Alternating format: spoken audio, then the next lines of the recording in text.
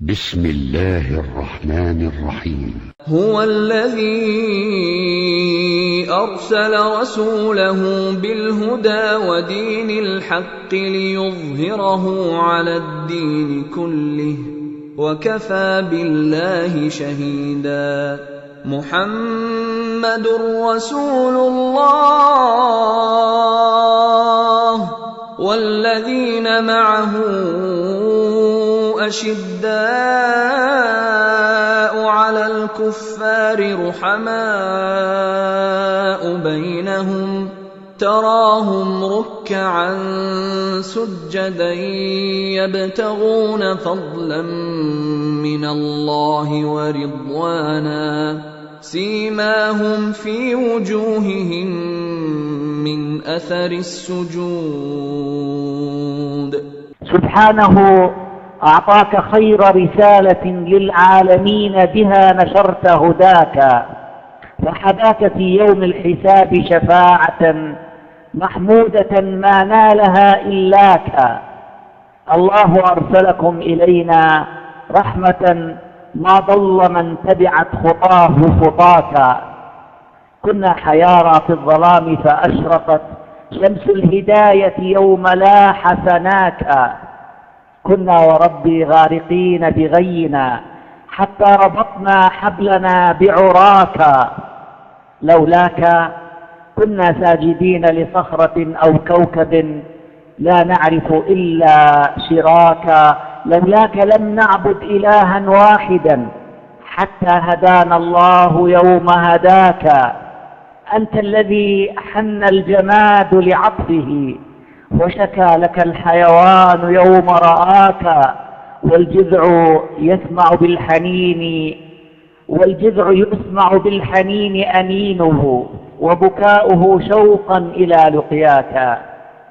ما يزيدك مدحنا وثناؤنا والله في القرآن قد زكاك. ماذا يفيد الذب عنك وربنا سبحانه بعيونه يرعاك. بدر تحدثنا عن الكف التي رمت الطغاة فبوركت كفاك. والغار يخبرنا عن العين التي حفظتك يوم غفت به عيناك. لم أكتب الأشعار فيك مهابة تغضي حروفي رأسها لحلاك، لكنها نار على أعدائكم عاد إله العرش من عاداك.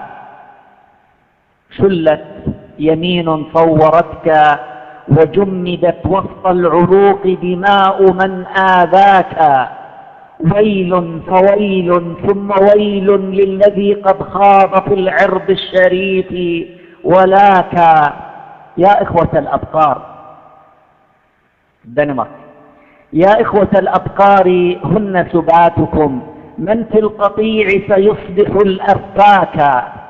النار يا أهل السباق مصيركم وهناك جائزة السباق هناك. تتدافعون لقعرها زمرا ولن تجدوا هناك عن الجحيم فكاكا. هبوا بني الإسلام نكسر أنفهم ونكون وسط حلوقهم أشواكا. لك يا رسول الله نبض قصائدي لو كان قلب للقصيد فداكا.